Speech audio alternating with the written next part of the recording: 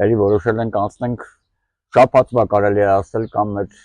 օրվա անցուդարձերի վրայով։ Գիտենք, որ գործը հասավ, ինչպես ասում են, դիվան բաշում, անդիմադիր ուժերը տենց աննախադեպ քանակությամբ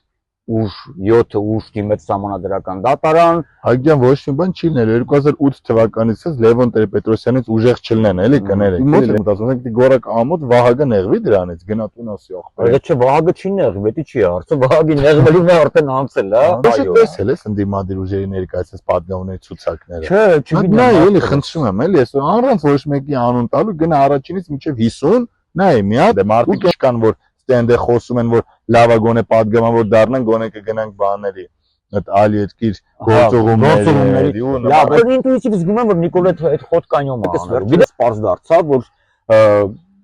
Armentel ընկերությունը, Beeline-ը, այդ ադրբեջանական Azer Telecom-ի հետ մտան պայմանագրային բիզնես հարաբերությունների մեջ։ Հետո այսօր պլյուս տվեցին նաև երեկվանից հեռախոսների իմեյլները ընկեր։ Այդ вообще կինոյա, չէ՞։ Համարը Սաբատա տեղափոխել եմ այլ օպերատոր, հատուկ նրա խաթր, որ ես ադրբեջանական ծագում ունեցող որևէ բանի հետ գործ չունեմ։ Մամ պահա գալի, որ չգիտես ընդդիմության դեմ պայքարես, թե իշխանության, էլի չեմ ուզում, որ դա ֆիքսվի հարմատական դառնա, էլի որ երկու ֆրոնտով աշխատենք։ Ես հիմա էլի աջակցում եմ ընդդիմությանը, որ գոնե ինչ որ միտեղ Սկանդալով մի ասել, լուրջ դեմքով լուրջ դեմքով աջակցում եմ։ Լուրջ մնայսին կադրի մեջ։ Այսի թողել եմ, չեմ անելու։